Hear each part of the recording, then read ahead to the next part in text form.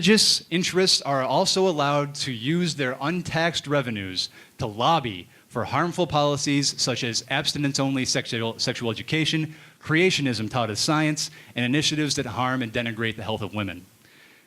But our results indicate that many liberal and moderate Christians reject these types of religious-based harms.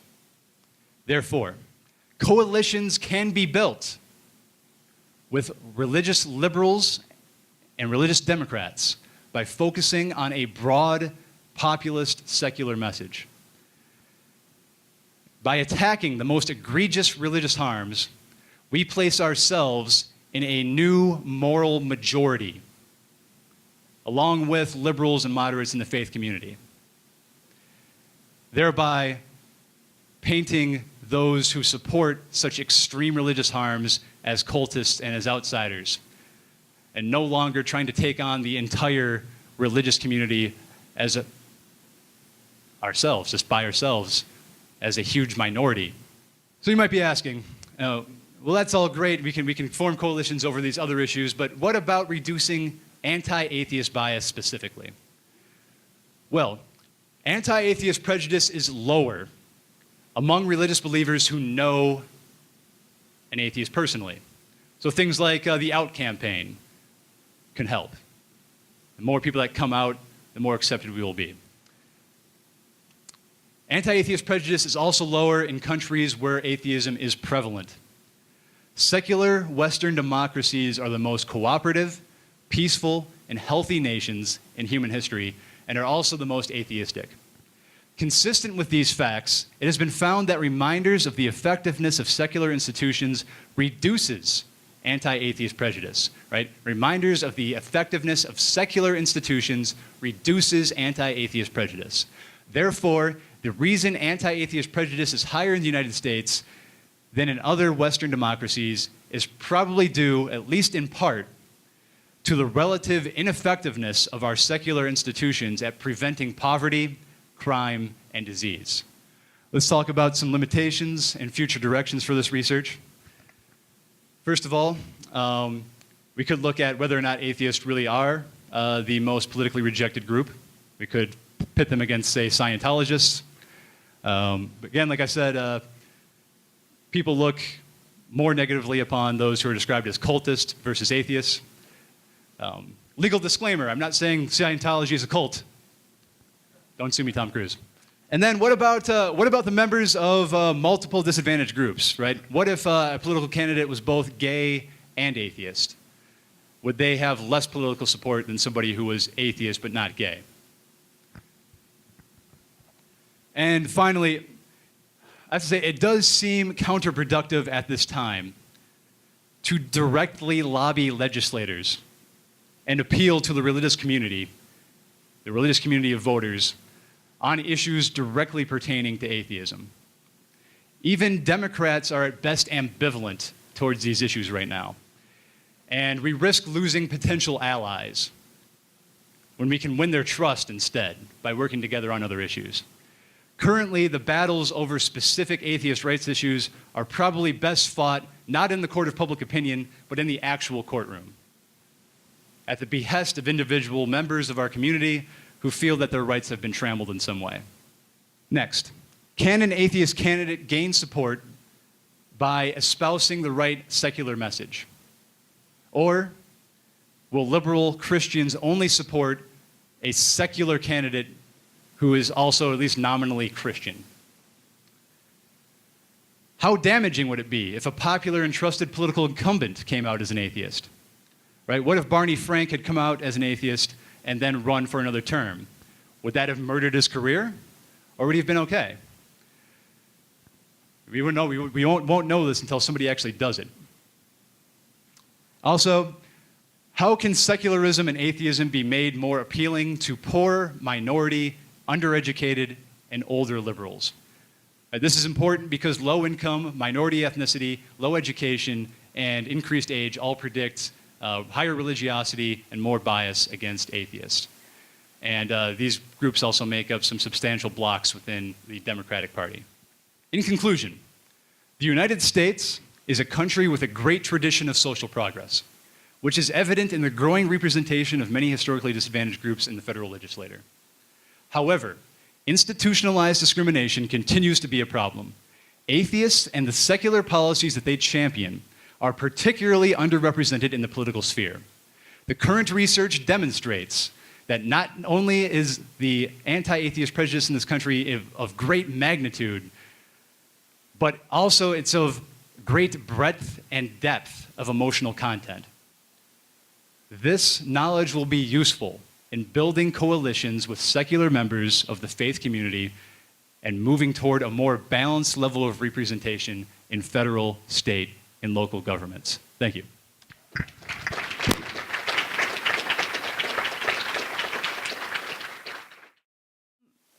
With reference to study 2, you compared things that I'm not sure are.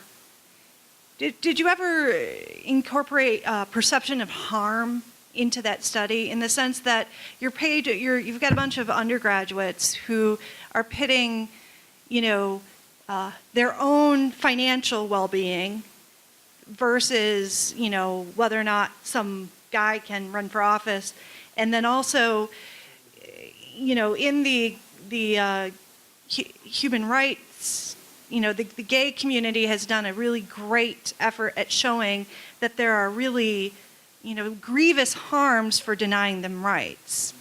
How did you balance those perceptions against, I don't know, a random guy with a scarlet letter? Okay, so you're asking, was there any control for how victimized, how harmed they think that these other groups are? Do they actually think that atheists are harmed by not being able to hold public office? Is that what you're asking? Okay. Yeah. No, we did not measure perceptions of how harmful they thought all of these biases are against the particular groups. So we don't know whether or not they think that a lack of marriage equality is more harmful to a group than lack of being able to hold public office. I suppose intuitively, they're both very large ways of trammeling on somebody's rights. But we did not. We have no way to control for that perception. I think the most important thing, I think, was that these things were both explicit, right? The reason that we did not include, say, a pro-minority rights, a pro-ethnic minority rights candidate in that study is because because bias against those of minority ethnicities has mostly been turned into implicit bias and into ways to discriminate without being explicitly discriminatory. So like the voter ID thing, there's no explicit racial motivation for doing that, but obviously ethnic minorities suffer more so than do other groups because of those laws. So I think we pretty much were dissatisfied to know that in both of those cases, marriage inequality and the discrimination against atheists were both explicit. Right? These are both things that are explicitly against those two groups, and we thought that was enough to call them equivalent conditions. Were they asked to rank order them, or I mean, was there? I guess my question is, when you compared the likelihood, was it rank ordered? I mean, because you had a scale of 7. Each candidate, each participant only responded to one candidate. They only saw one of those posts. Okay. Right? Notice it was the same guy. Yeah. In each one. So if we had shown them the same picture 3 times and said, okay, what do you think of this candidate now? They'd be like, wait, that's the same guy. So each participant only saw one of those 3 posts and only rated one of the 3 candidates who were all the same picture. Thank you. Yep. You've noticed that atheists and secular humanists, et cetera, are pretty much at the bottom of the heap. And to what extent do you think that this may be due to the fact that, unlike the gays and unlike the blacks, we represent a threat to the ability of Homo sapiens to engage in wishful thinking? I mean that very seriously. We have three characteristics which have carried us very far, but which may result in our extermination. We have opposable thumbs, we are smart, and these two things have permitted us to become the world's most dangerous invasive species. But the third thing, which may cause those first two in combination to destroy us, is our ability to engage in wishful thinking, not just in religious matters, but in everything. Whether it's climate change, whether it's the ability of coal dust to destroy our lungs, smoking. In all of this, wishful thinking plays a very major role. Do you think that is the reason why atheists are so far at the bottom of the heap? Yeah, I think that that's a large part of it. Again, prejudice against those who do not believe in God exists even among people, even among those who do not explicitly identify as atheists, right? Just not believing in God is enough to get a lot of prejudice against you. And yeah, part of that is if you're an atheist, you don't think you're being monitored supernaturally, so that's part of it. Another part of it is that, yes, people want to think that there's an afterlife. People want to engage in wishful thinking, and putting doubt in their mind regarding their beliefs in an afterlife, regarding their belief in the certainty of their moral convictions, is certainly something that's going to draw religious ire. Do you think that your research would support the notion that secular groups might be better to be more aggressively political, even if they aren't as aggressive about promoting the notion that they are secular? I don't think there's anything that specifically in my research that speaks to how aggressive in general a secular group should be. It does seem that making policy stances specifically for atheist rights would be less popular than speaking up on other secular issues. But in terms of just how fervently we should express ourselves on any of those issues, we can't really conclude anything from my studies. Yeah, my question might be a bit premature, but I was just wondering if your research is actually tracking some of the items like what Republicans are tracking, because after the 2012 presidential election, the Secular Coalition of America noted that the three swing states that swung the election in Obama's favor, Florida, Virginia, and Ohio, they noted that the secular vote elected Obama in those states. And apparently the Republicans have taken notice. That's what they say. So I was wondering if there's a lot of if you're actually monitoring trends in that area. No, I'm not personally monitoring any trends in that regard.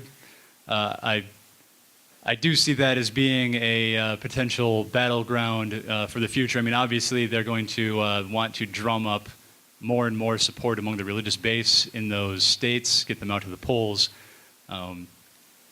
Republicans sometimes pay lip service to appealing to more minority groups nowadays. Saying that they want to reach out to Latino community, reach out to the African American community. One thing you never hear come out of their mouths, though, is we got to reach out to the atheists. And so, if atheists and secularists are responsible for putting their least favorite person in the world into the White House, you can bet that they're going to be fighting back against it in the next election cycle in those states. All right, thank you. Just one quick comment. I was wondering if you did any peripheral studies that had the gay candidate be a lesbian instead of a male, and if the disgust variable changed in that. No, we have not looked particularly at a lesbian candidate. Interesting to note that the one openly non-religious candidate currently in our legislature is Kristen Sinema, who is also a bisexual woman. So she's both a person of a minority sexual orientation and also a member of the secular community. And she was able to get elected, I believe, from Arizona, which kind of surprising because they tend to be Republican voters most of the time. But the reason we didn't look at it that way is that most of the research on disgust towards homosexuals is based on perceptions of gay men rather than lesbian women. And so we stuck with having a male gay candidate all the way throughout. Pete Stark from California came out as an atheist in the Congress. Do you know if he's been up for re-election? He actually ended up being redistricted out of his seat. Republicans again, right? Thank you. All right, and any more questions? Okay, well, thank all of you, and enjoy the rest of your day. We have a plaque that we want to give to Andrew as a thank you for participating in our Michigan Atheist State Convention. And our photographer would like to take a picture of us. Can we?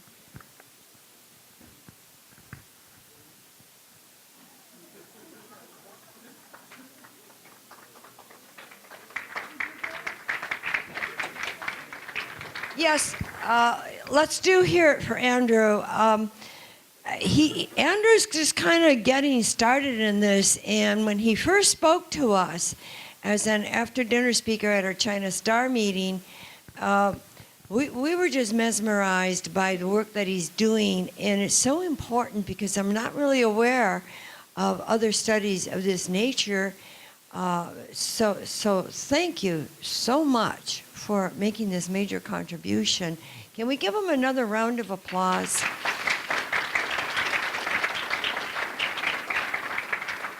Thank you for inviting me. I want to introduce Michigan Atheist Board of Directors. I don't know how many of you in the room know that my group, Michigan Atheists, is the oldest local atheist group in America. Thank you. I think we deserve it. We have also more than once over the years been named the #1 atheist group in America, and we're quite proud of the distinction. We were actually officially founded in 1975, but we were already functioning as an atheist group in 1970. So it's pretty remarkable that we're still here. And let me tell you, if you want to hear a history of the evolution of atheism in America, we'd be happy to share that history with you. We know something about it, about being an atheist on the streets in the 1970s, picketing the Pope in the 1980s. We have a lot of exciting stories. But we have a board of directors, and we're a busy group. And George, I'll start with George Schiffer. He is the assistant director.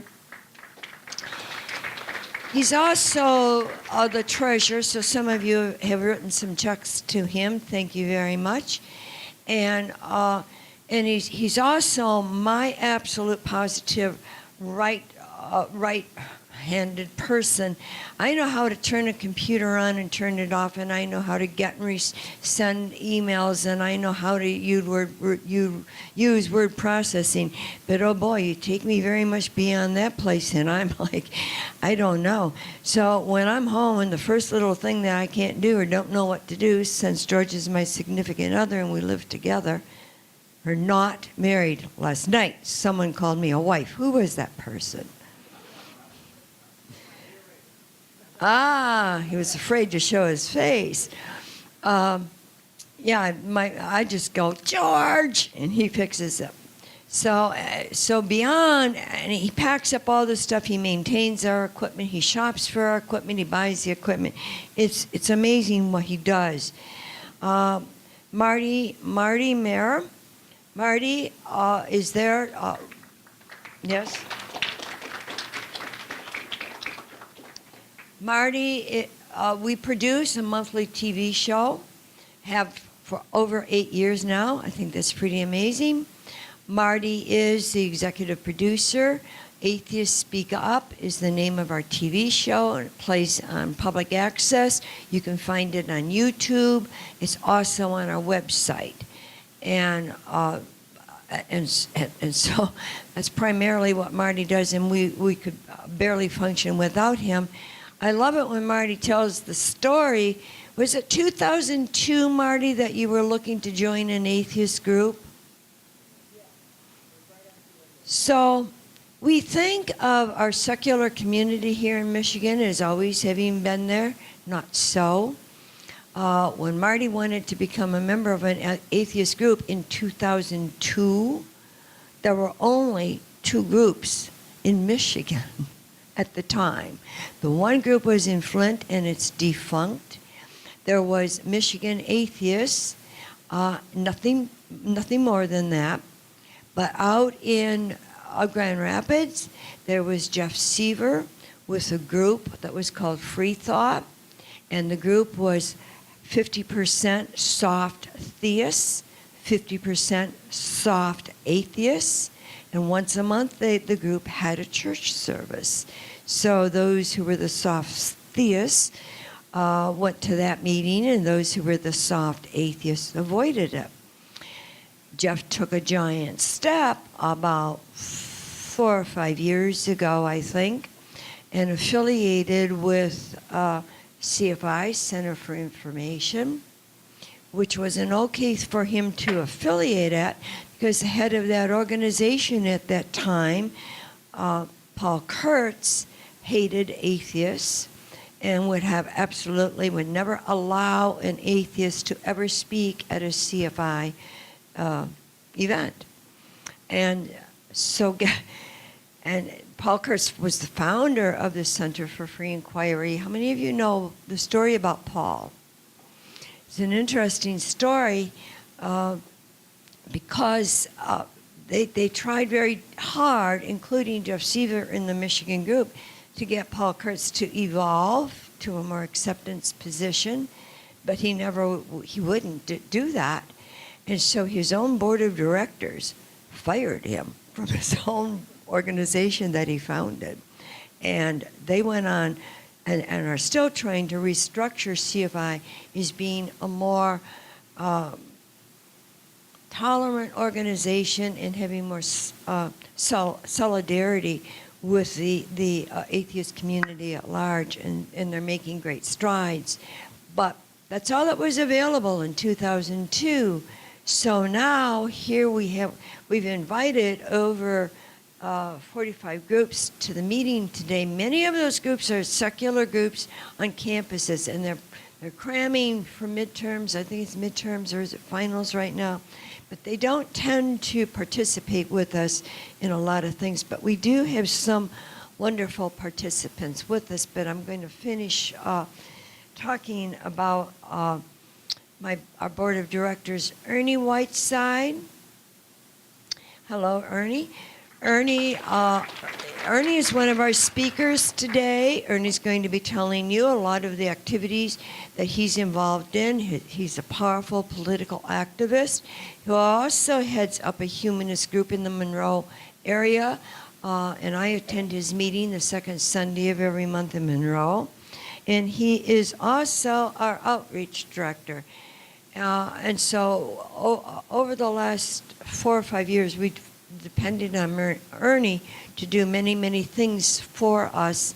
And every year, I have to have a backup speaker because I never know what might happen to a speaker. And bad weather, the speaker might not be able to make it in if he or she is flying, all kinds of things. Ernie's always been my backup speaker. Thank you, Ernie.